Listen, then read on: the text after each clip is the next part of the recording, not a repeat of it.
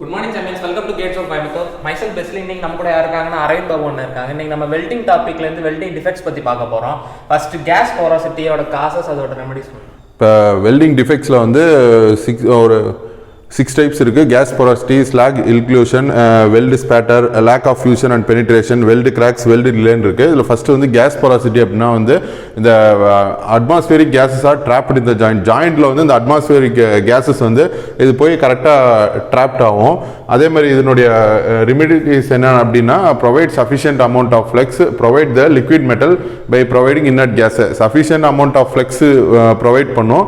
அதே மாதிரி வந்து இன்னட் லிக்விட் மெட்டலில் இன்னட் கேஸ் வந்து அதுவும் ப்ரொடெக்ட் பண்ணும். என்ன சொல்லியிருக்காங்கன்னா கேஸ் போரோசிட்டி எப்படி உருவாகுதுன்னு சொல்லியிருக்காங்கன்னா அட்மாஸ்பியரிக் கேஸ் வந்து அந்த ஜாயிண்ட்ல ட்ராப் ஆயிரும் அப்படின்னு சொல்லியிருக்காங்க. அதனால தான் அது கிரியேட் ஆகுது. ரெமெடி என்னன்னா சஃபிஷியன்ட் அமௌண்ட் ஆஃப் ஃப்ளக்ஸ் கொடுக்கணும் அப்படின்னு சொல்லியிருக்காங்க. அப்புறம் ஸ்லாக் இன்க்ளூஷன்னா வந்து insufficient heat input improper position of the electrode. இந்த எலக்ட்ரோடில் வந்து இன்சஃபிஷியன்ட் ஆஃப் ஹீட் இருக்கும். அதே மாதிரி இது வந்து என்னன்னா provide sufficient amount of heat position the electrode properly.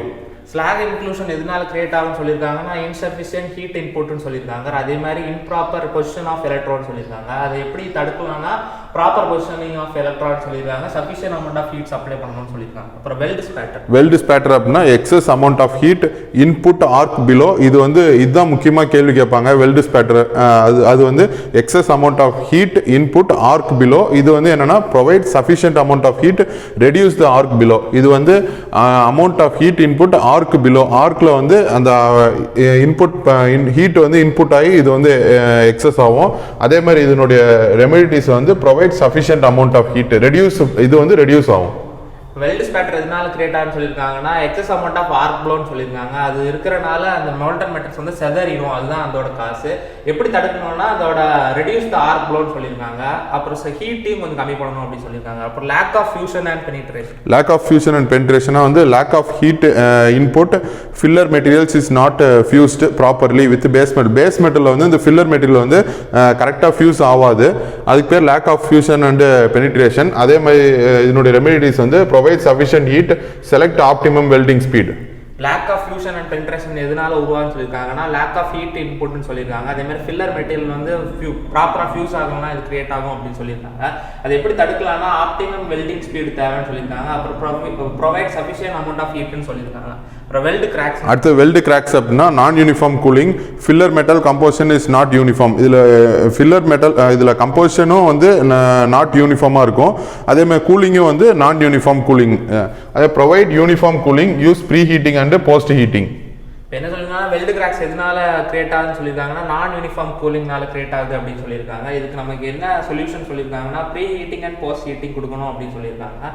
அப்புறம் வெல்ட் டீகே அப்படின்னா வந்து in case of stainless steel due to fast rate of cooling chromium in the joint react with carbon and form of chromium carbide and cavity is formed.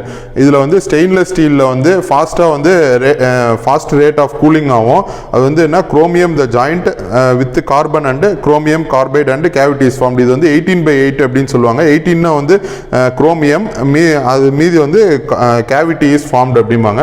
அதே மாதிரி இதுவும் வந்து provide uniform cooling. என்ன சொல்லியிருக்காங்கன்னா வெல்டிடிக்கு எதனால create ஆகுதுன்னு சொல்லியிருக்காங்கன்னா stainless ஸ்டீலில் வந்து பர்சன்டேஜ் வந்து 18/8ன்னு சொல்லியிருக்காங்க. அது வந்து ஸ்டெயின்லெஸ் ஸ்டீலில் வந்து குரோமியம் நிக்கல்னு கொடுத்துருக்கலாம். அந்த குரோமியம் வந்து ஜாயிண்ட் இருக்கக்கூடிய கார்பன் கூட ரியாக்ட் ஆகி குரோமியம் கார்பைடாக ஃபார்ம் ஆகுது. இதனால கேவிட்டி வந்து உருவாகுதுன்னு சொல்லியிருக்காங்க. அதை எப்படி தடுக்கலாம் அப்படின்னு சொல்லியிருக்காங்கன்னா ப்ரொவைட் யூனிஃபார்ம் கூலிங் சொல்லியிருக்காங்க. இன்னைக்கு நம்ம அரவிந்த் பாபு அண்ணன் மூலமாக வெல்டிங் டிஃபெக்ட்ஸ் அதோட ரெமெடிஸ் பற்றி தெரிஞ்சிருக்கோம். அதுக்கு அவங்களுக்கு தேங்க்ஸ் சொல்லிக்கலாம். Thank you champions.